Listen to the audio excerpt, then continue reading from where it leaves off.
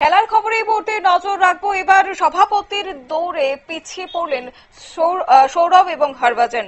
BCCI সভাপতির দৌড়ে এগিয়ে রয়েছে, অন্যদিকে মিঠুন মানহাস প্রতিনিধিত্ব করছেন জম্মু ও কাশ্মীর থেকে। জানবো বিস্তারিত, আমাদের সঙ্গে যুক্ত হয়েছে প্রতিনিধি বিপ্লব চন্দ্র। বিপ্লব, কি জানতে পারছেন? দেখো, বিসিসিআই সভাপতি কে হবে, নতুন সভাপতি তার অবসরের পর কিন্তু নতুন সভাপতি নির্বাচনের যে প্রক্রিয়া, এই প্রক্রিয়া যখন শুরু হয়েছে সেখানে কিন্তু একাধিক নাম উঠে এসেছিল এবং সেখানে নাম উঠে এসেছিল ভারতের বাংলা থেকে সৌরভ গঙ্গোপাধ্যায় এবং পাঞ্জাব থেকে হরভজন সিং।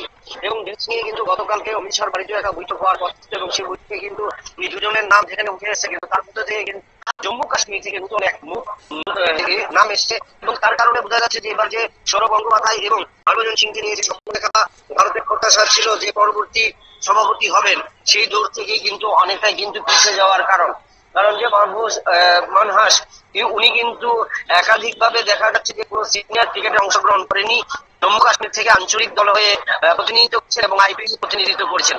এবং যার কারণে মনে হচ্ছে যে এবছর যে লোধা কমিটির বৈঠক অনুযায়ী যে বিসিসিআই নির্বাচনে সৌরভ গঙ্গোপাধ্যায় নয় বা হরভজন সিং নয় এবং মানহাসকে কিন্তু নতুন সভাপতি হিসেবে দেখবে বা দেখার পরিকল্পনা কিন্তু পায়ে দাঁড়িয়ে গিয়েছে শতাব্দী। ধন্যবাদ।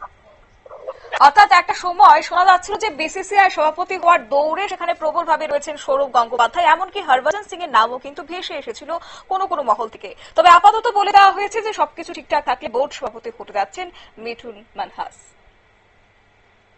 বিশেষ বিজ্ঞাপন বিরতির সঙ্গে থাকুন।